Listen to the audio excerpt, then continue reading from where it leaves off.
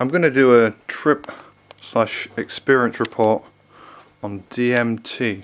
Not DMT ayahuasca, DMT smoked powder form, not jungle spice. Unfortunately, I have never had jungle spice. I've been offered it a few times, and I've encountered it a few times, so I've had the chance to have jungle spice, but I've just not had it yet.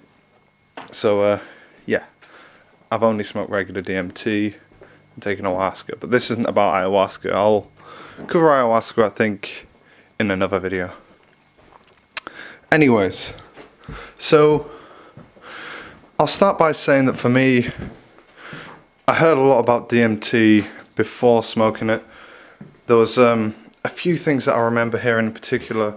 One thing was that it was sort of a life-changing spiritual experience, something that isn't like taking other drugs, it's like literally visiting another world.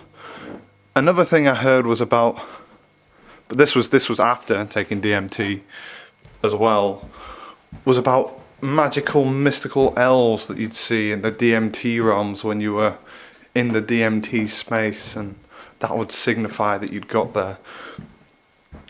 And yeah, just about the intensity of it and the level of spiritual experience. A lot of people have said that DMT is not like it's not a drug to them. It's something else. It's so strong and so profound that it's something else. Now, I like to be devil's advocate, and I like to say that, I'd love to say that it isn't something else, basically. I've taken it a lot of times. I've taken it at higher doses, at lower doses, and unfortunately I've got to agree with them. It's unfortunate for me rather than everyone else. It kind of does feel like something else. It feels like not just that you're in another world, that there's some sort of significance, that it's not just a drug, that it's a gateway to something. It feels like, I don't know, like that is the other realm, another realm that you're supposed to go to. Feels like a realm that you've been in before and a realm that you go in again. Anyways, I'll move on. So, yeah, you hear a lot of things about people seeing mystical elves and communicating with the elves, and the elves will show you the way and guide you along. I haven't seen the fucking DMT elves ever in my life, and I've definitely smoked enough DMT to have come across them if I was meant to come across them, or if they existed. I don't doubt that they exist, because a lot of people have seen them, so there must be a thing about them. But to me, I think that the spirit molecule and the people who talk about DMT elves are causing people to have trips where they see DMT elves rather than DMT elves are actually part of the DMT experience as is. I don't know that. Maybe I'm just not holy enough to see the elves. Who knows? But I don't think it works like that. Anyway, I'll talk now about light experiences on DMT, and then I'll talk about a heavier experience on DMT and heavier experiences in DMT in general. Okay, so you probably see videos and hear about people smoking DMT and smoking a load and going to absolute never balls of a world. That's what happens if you smoke enough. But it's not necessarily that easy to smoke enough. Sometimes you'll only have a couple of hits and you won't have inhaled them deep enough, or you won't have inhaled enough. You'll have thought you've inhaled enough. You'll feel weird, but you won't quite get there. That experience itself isn't a bad one either. I mean, I would smoke DMT if I had a lot of DMT. If I only had a bit, I wouldn't smoke it in this way. But I'd smoke DMT to get lightly high. And getting lightly high is nice. Like, you smoke the DMT, your entire body feels weird. You can feel yourself going into that strange headspace. You can feel yourself getting ready to go to, like, the other world, as they'd call it. You get closed and open eyed visuals. It's very bouncy, it's very giggly, it's very happy. You'll get flashing images and such, closed eye images, and weird like thoughts and experiences, and sort of feeling of being there in the past, like a feeling of a collective. Or for me at least, that's what I experience at lower doses. Lower doses are nice. Like, if you have it in a little spliff or a little single skin, and you line up the HCl crystals or the freebase into a joint and smoke that as you're walking along, it can make you feel quite nice rather than absolutely trip into another dimension. I quite like that experience myself. I've found that, for me anyway, rather than with other chemicals where you might smoke them or take them, particularly hallucinogenics, it can make you feel slightly paranoid or like it's hyper real. It's kind of like small doses of DMT kind of take anxieties away. They kind of lift the air. For me, my chest feels better, breathing feels better, moving feels better. Everything just feels like it's going the right way on small amounts of DMT. Okay, now I'll talk about a higher and stronger DMT experience I've had. So I took the DMT, as you do, through a bong, took several hits, made sure I was taking enough in. I knew what I was doing. I made sure I was doing enough, basically. And I stepped away from the bong. I thought, okay, I'm getting ready. I could feel myself entering it. And then, as has happened with other higher experiences, this wasn't my first higher experience. Basically, all the colours start coming, everything starts going strange, you start sort of spiralling into yourself, feeling as though you're losing control. It comes to a level where, just for a couple of seconds, but it doesn't feel like a couple of seconds, you feel like all your paranoias and anxieties and all of who you are sort of fighting with each other, or I do anyway. And then you kind of break, like it kind of disintegrates, kind of snap. Something in your brain just goes snap. And you just get thrown into a strange world of colours, and like as if your body's warping out of itself and into itself. It basically feels like your body's gone and you're just expanding away, completely expanding away. Imagine that your body implodes into itself, grabs the entire universe with it, gets to the center point, and then explodes outwards, completely explodes, expands forever. That's how it felt to me this time when I was tripping.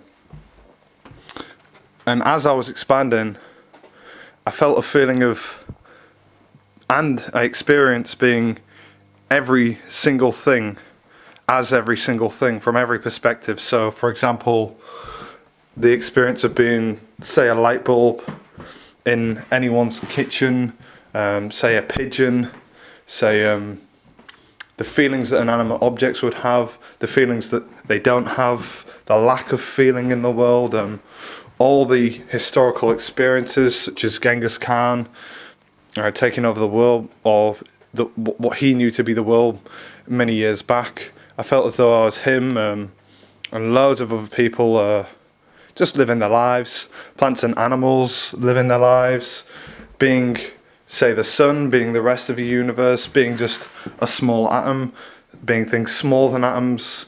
I felt as though I was every single thing at once, experiencing everything that would ever happen and ever has happened. I don't know if that was a real experience, but it sure as hell felt it at the time, and it was quite significant to me. To me, it kind of felt like a connect and a disconnect, like the idea that we are all everything because we're part of it, but because we're only one part of it, we're disconnected from the whole thing. It was a real odd experience. Essentially, I didn't just lose myself in the sense of losing myself to something else.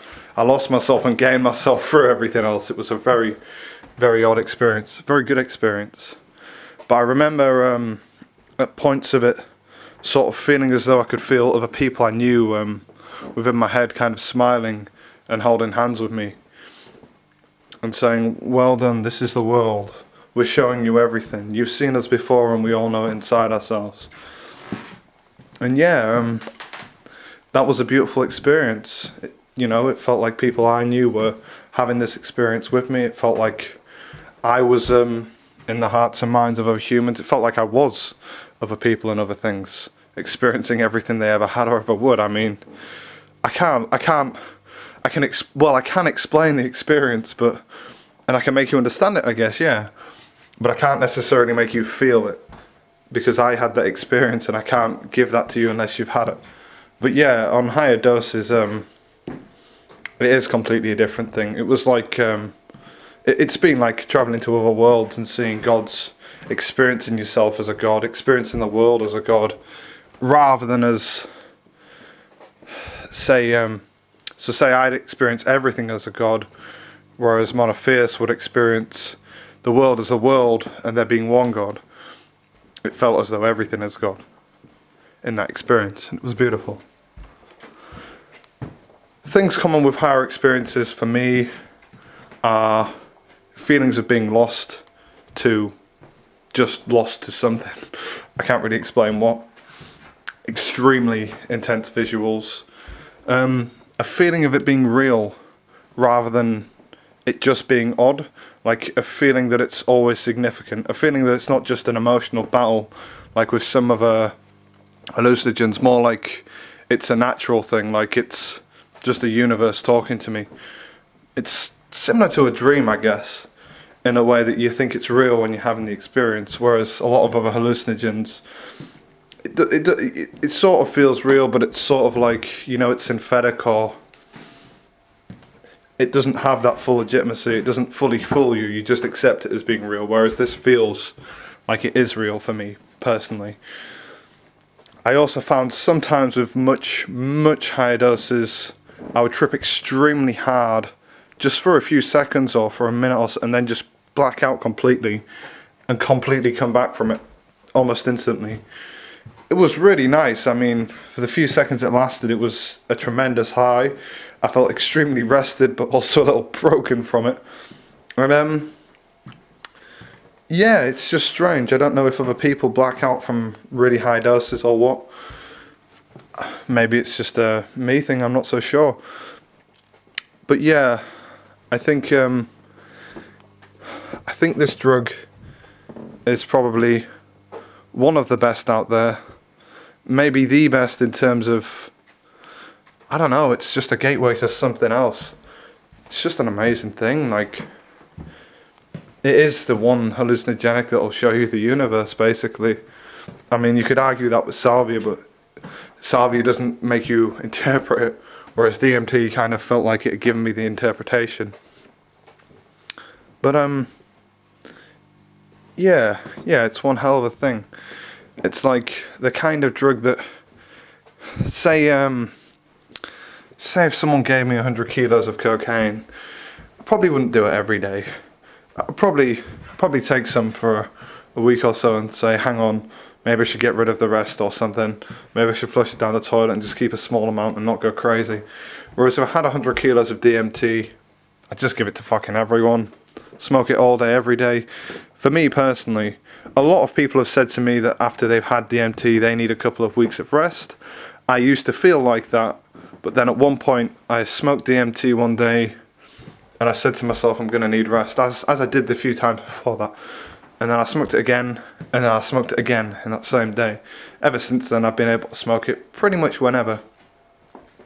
Alright, so what I'd recommend for myself, my personal recommendation would be to just smoke DMT whenever the hell I want. But I would say to people less experienced,